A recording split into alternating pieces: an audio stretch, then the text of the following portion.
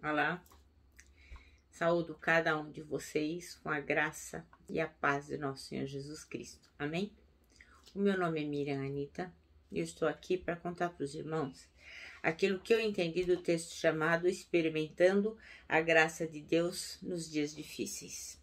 Quem escreveu esse texto foi Prisca Lessa e ele está no Manancial, que é uma publicação de meditações diárias da União Feminina Missionária Batista do Brasil. Então, é bom que fique bem claro que não fui eu quem escrevi o texto, eu só vou dizer para os irmãos aquilo que eu entendi. Vamos orar? Bondoso Deus, pedimos que Tu estejas conosco nessa reflexão, pedimos que estejamos atentos para aquilo que o Senhor quer falar no nosso coração. E na medida que a gente escuta aquilo que o Senhor diz, que a gente possa colocar em prática. Obrigada, Pai, porque Tu és nosso Deus. Perdoa o que fazemos de errado. É o que nós te pedimos, em nome de Jesus. Amém. Meus irmãos, então, hoje nós leremos o Salmo 42. Leremos o Salmo inteiro, tá bom? Eu vou ler na minha tradução aqui, a Nova Linguagem de hoje, que é uma linguagem mais fácil, mas aí os irmãos acompanham aí na tradução que tiverem, tá bom? Então, diz assim: oração de um homem longe da pátria. Assim como o corso deseja as águas do ribeirão, assim também eu quero estar na tua presença, ó Deus. Eu tenho sede de ti, ó Deus vivo. Quando poderei ir adorar na sua presença? Choro dia e noite e as lágrimas são o meu alimento. Os meus inimigos estão sempre perguntando: onde está o seu Deus? Quando eu penso no passado, sinto dor no coração. Eu lembro quando eu ia com a multidão à casa de Deus e eu guiava o povo e todos íamos caminhando juntos, felizes, cantando e louvando a Deus. Por que eu estou tão triste? Por que eu estou tão aflito? Eu porei a minha esperança em Deus e ainda o louvarei. Ele é meu Salvador e o meu Deus. O meu coração está profundamente abatido e por isso eu penso em Deus. Assim como o mar agitado ruge, e assim como as águas das cachoeiras descem dos montes Hermon e Mizar e correm com violência até o Rio Jordão, assim são as ondas de tristeza que o Senhor Deus mandou sobre mim. Que Ele me mostre durante o dia o seu amor, e assim de noite eu cantarei uma canção, uma oração ao Deus que me dá a vida. Pergunto a Deus, a minha rocha: por que esqueceste de mim? Por que eu tenho de viver sofrendo por causa da maldade dos meus inimigos? Até os meus ossos doem quando os meus inimigos me ofendem, perguntando todos os dias: onde está o seu Deus? Por que eu estou tão triste? Por que eu estou tão aflito? Eu porei a minha esperança em Deus e ainda o louvarei. Ele é o meu Salvador e o meu Deus. Amém? Nossa, muito triste, né, esse salmo. Mas mesmo no meio da tristeza, ele coloca a confiança em Deus.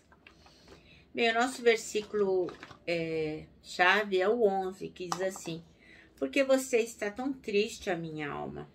Por que está assim tão perturbada dentro de mim? Ponha sua esperança em Deus, pois ainda o louvarei. Ele é o meu Salvador e o meu Deus. Bom, então, irmãos, o texto de hoje fala sobre experimentar a graça de Deus mesmo nos tempos difíceis. Então, às vezes, a vida cristã é apresentado pra gente como se fosse um comercial, aquele comercial de margarina, né? Que a gente fala, comercial de Doriana. Tem a mãe, o pai, os filhos, todo mundo lindo, bem arrumado, perfeito. Não tem uma migalhinha na mesa, tudo fofo. Tudo perfeito, tudo alegre. Mas a verdade é que em muitas ocasiões a gente é abatido. Muitas circunstâncias nos fazem se sentir super mal, super triste, super para baixo. E nós somos tão vulneráveis, né? Porque às vezes qualquer coisa nos abate. Então, às vezes o coração da gente amanhece tão pesado que a gente não tem nem força para levantar da cama, né? A gente fica lá: ai, se eu pudesse continuar aqui. Tantas coisas tristes para fazer, para pensar, para resolver. Fica num estado depressivo, né? E prefere nem levantar. Então, aqui o nosso texto diz que bom seria se não houvessem lutas, que tudo fosse assim, mil maravilhas. Se todos os dias a gente encostasse a cabeça no travesseiro e a gente pudesse dormir em paz, sem preocupação com dinheiro, com doença, com familiar que briga, com problema no trabalho, sobrecarga de peso, discussão, enfim.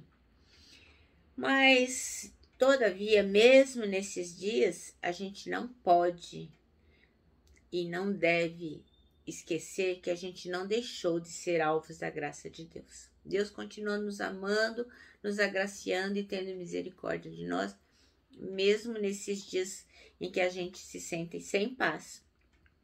Então, a gente tem que dar graças a Deus a Ele, mesmo em dias que sejam difíceis, pois a graça sempre nos acompanha.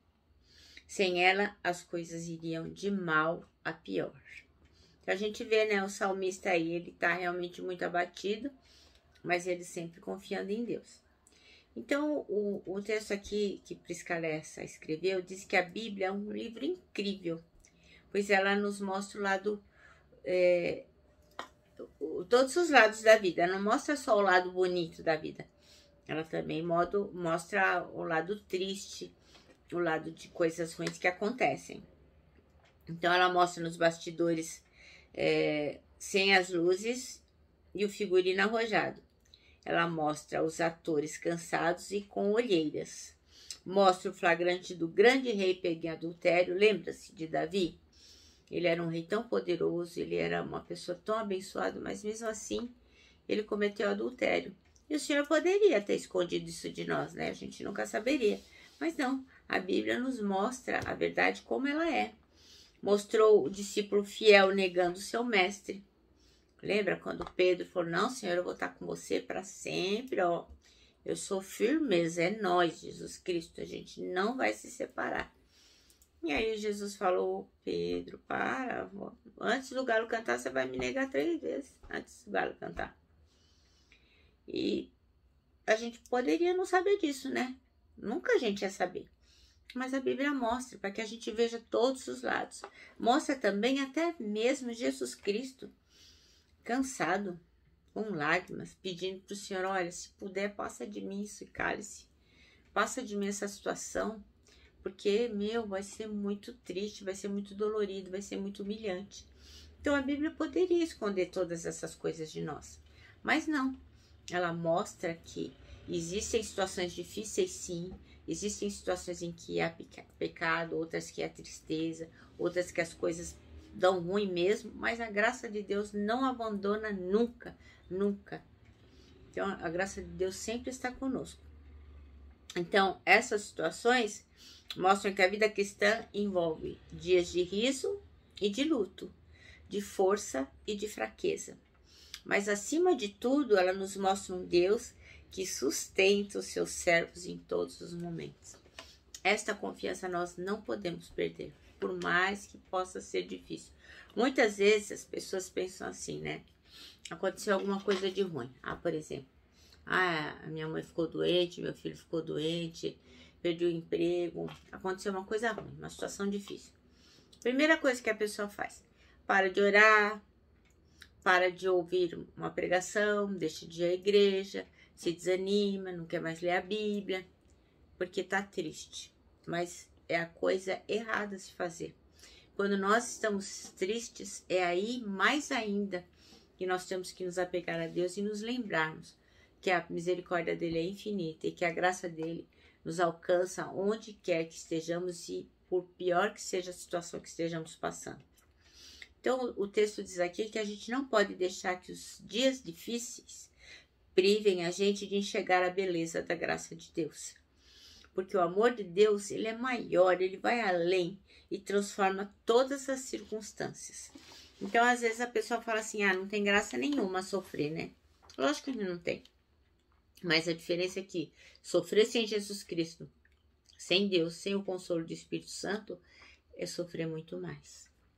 Então, nós temos que confiar que o Senhor está conosco, ainda que a gente não veja, né, a luz, né? Ele está no barco, mesmo que ele esteja dormindo, ele está cuidando de nós. Eu vou contar uma pequena história para os irmãos sobre um rei. Era um rei muito, muito poderoso. Ele vivia insatisfeito porque ele não conseguia dominar as suas emoções. Assim, ora ele estava muito bem-humorado e ora não. E ele sabia que essa mudança de humor dele prejudicava a sua capacidade de tomar boas decisões. E ele não conseguia resolver isso. E ele mandou chamar um sábio. Falou: sábio, eu estou com este problema. E o senhor é o maior sábio que tem no meu reino e eu preciso de uma solução. Então eu quero que você me diga qual é o segredo da serenidade. Eu sinto muita raiva, fico desesperada quando eu tenho uma derrota. Desesperado quando eu tenho uma derrota. Eu fico com raiva, muita raiva. Por outro lado, eu fico demasiadamente eufórico, eu fico muito feliz, fico enlouquecido de alegria quando eu tenho uma vitória. Aí, como que eu posso encontrar o equilíbrio entre a paz e a guerra que existem dentro de mim? Aí o sábio falou: vou pensar em alguma coisa, mas eu tenho certeza que eu trarei uma solução para o senhor. Aí ele saiu, retirou-se, passou algumas semanas, aí ele voltou. O sábio regressou lá na presença do rei e deu para ele um anel. E disse: majestade, traga sempre este anel consigo. Ele tem uma inscrição interna. Ele tem uma inscrição interna. E nessa inscrição tem um poder mágico. Essa mensagem não deve ser lida por curiosidade, não. Essa mensagem ela só pode ser lida nos momentos realmente necessários, senão vai perder a magia. Então, assim, nos momentos de grande sofrimento ou de grande desespero, quando tudo parecer perdido e nada mais depender do senhor retira o anel do dedo e lê a mensagem do anel. O senhor vai ler o que está gravado nele, mas não revela o segredo do anel para ninguém. Não revela, senão a magia acaba. Eu tenho certeza que se o senhor ler a inscrição e refletir sobre ela, o seu ânimo há de voltar e o senhor vai ter mais esperança no futuro. Aí o rei ficou muito contente. Ele falou: mas e quando eu me senti muito eufórico e eu perder a noção de tanta alegria e ficar numa euforia descontrolada? Aí o sábio falou: proceda da mesma forma. Quando o senhor estiver demasiadamente alegre, retire o anel do dedo e discretamente leia a mensagem e o senhor vai se sentir mais tranquilo. Aí o rei recompensou o sábio com muitas moedas de ouro e se comprometeu a colocar em prática as suas orientações. Então, ao longo de todos os anos que percorreram depois desse assunto com o sábio, o povo percebeu que vira e mexe, o rei olhava para o interior do seu anel nos piores e nos melhores momentos. E aí ele se mostrava cada dia mais seguro, prudente e justo nas suas decisões e no modo de como ele governava. E aquele segredo daquele anel se converteu no maior mistério do reino. Todo mundo tinha curiosidade para saber o que tinha escrito no anel, mas ninguém nunca soube. Então um dia o rei morreu. O rei morreu e encontraram o anel ali ao lado dele.